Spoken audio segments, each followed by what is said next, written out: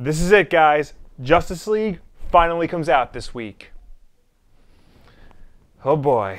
Regardless of how this movie turns out, it's still a pretty big deal. The Justice League is arguably the greatest collection of heroes in the entire genre, and seeing them on the big screen for the first time in live action is something to take note of. The Avengers may be the most popular superhero group now, but even 10 years ago, it wasn't like this. The Justice League were the alpha group in the superhero world. When they got together, shit got real. So let's say you want to start reading Justice League comics. Either you just saw the movie and you really liked it and you want to know more, or you didn't like it at all and you want to make sure that there are, in fact, good Justice League stories out there. Well, lucky for you, that's where I come in. Today, I'm going to recommend 5 comics to get you started reading Justice League. Unlike my previous recommendation lists, I'm not going to be suggesting 5 random books for you to read. Rather, what I want to do here is help you guys and gals learn the history of the Justice League through their comics, how they began and how they evolved from there. This is going to be a little tricky though. Unlike the solo titles, the Justice League is often connected very deeply with the status quo and ongoing continuity of the current DC universe. For example, if this were Wonder Woman, I'd first recommend you start with year 1 from the Rebirth era, and then skip to Challenge of the Gods from the post-Crisis on Infinite Earths era. I can do that with the confidence of knowing that not much is going to change between the stories. You won't get too lost along the way. With the Justice League, things are radically different from era to era. So while I do think I have a pretty good timeline for you to follow, please be aware that things will change from book to book. Lineups will be different, plot points don't add up to each other, but in the end, I think this is a good path to follow. I mean, if we're being honest, stuff like this is par for the course with superhero comics anyway, so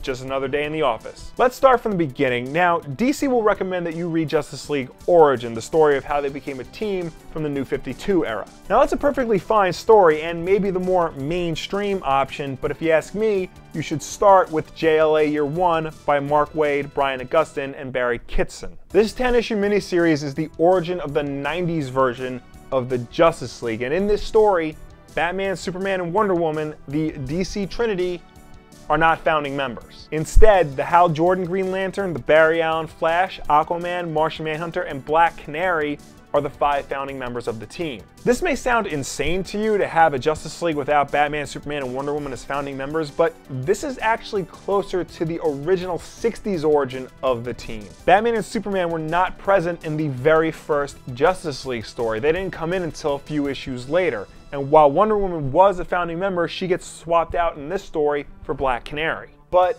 that's why I'm recommending you read JLA Year 1 as your starting point. If you ask me, if you want to know the history of the Justice League, you can't just know about the in-universe history, you should know about the overall history as well. And from here, we can easily move into the Grant Morrison era of Justice League with JLA 1 through 4, illustrated by Howard Porter. This story, called New World Order, updated the classic 7-member lineup for the 90s. You had Batman, Superman, Wonder Woman, Martian Manhunter, Aquaman, and this time, the Wally West Flash and the Kyle Rayner Green Lantern. It sets up the Justice League as we know them to be and puts them against the Hyper Clan, a group of extraterrestrials who seem benevolent but really have dark ulterior motives. Also, this story features Superman and his sweet 90s mullet.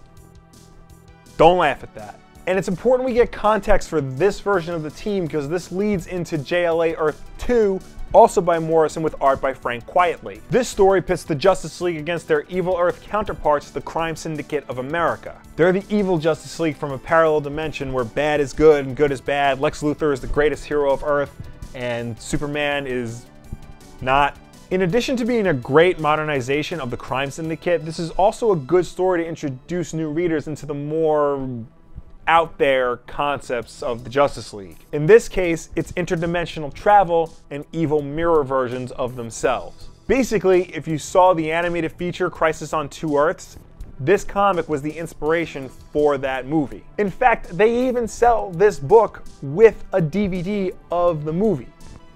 What more can you ask for? Now again, DC will probably tell you to just read Forever Evil. That's the New 52 version of the JLA meeting the Crime Syndicate. It's not bad, but I still recommend Earth 1 because it's just one book instead of a 6-issue miniseries and no extra tie-ins for it. So we had the Justice League fight aliens, and then we had the Justice League fight an evil Justice League.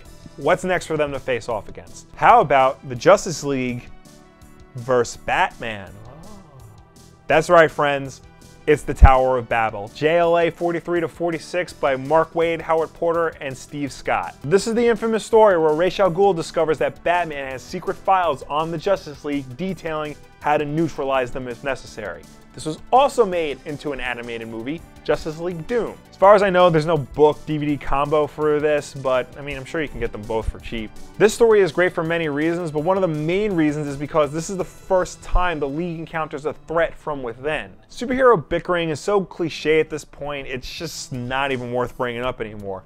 But this is one of the most clever ways it's been handled. It's more subtle and it deals more with distrust and paranoia than it does heroes arguing over who's better at being a hero. As a side note, I'd also recommend Divided We Fall, the follow-up story to this from JLA 47-54. That story is about the fallout of Batman's betrayal and is a nice little epilogue to Tower of Babel. Now, by this point, you may be wondering, well, we're 4 books in and you haven't touched upon Darkseid yet. Isn't he supposed to be the Justice League's greatest enemy? Well, not really. See, Darkseid, while he had fought the Justice League before, was never an integral part into their overall story. He didn't really get intertwined into the path of the Justice League until the New 52 came along. And that story culminated with the final book of today, The Darkseid War, by Jeff Johns and Jason Fabok, which is also the only one of these books I don't own a physical copy of.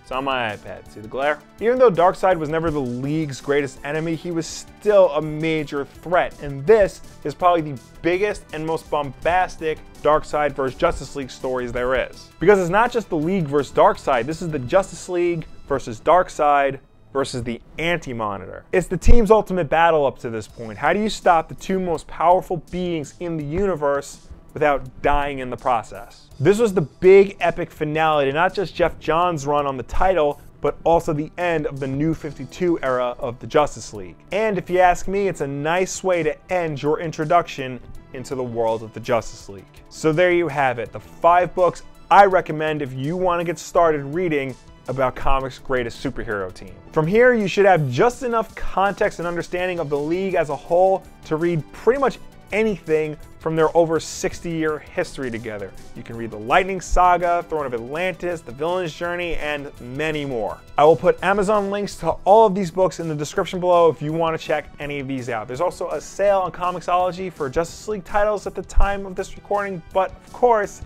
none of the books I recommend are part of that sale. Maybe next week, try. So what did you guys think about the stories I recommended? Are there Justice League stories that you think would be better suited for a first-time reader? Let me know down below or anywhere on the internet. Of course, you could check out the Justice League animated series and Justice League Unlimited and those direct-to-video animated movies I talked about before, but you're here for comics, people. Of course, new videos every Tuesday and Wednesday, and now debuting early on twitch.tv/wolfden. I think that's the link. The right one will be in the description below, I promise you. If you want to check them out early, head over there. One of us will even be in the chat talking to you guys. Probably Bob. You don't want to do that, that's fine. The videos will still be here on YouTube, including Wolf Den Live. That ain't going anywhere. 9 p.m. Eastern, Wednesday nights, youtube.com/wolfden. Also, the backlog is back. We had a new video up last Saturday. We got a new one coming this Saturday and for the next foreseeable few Saturdays. So subscribe to see all of that, like this video, and share it with a friend who wants to see what the big deal is with all of this Justice League malarkey.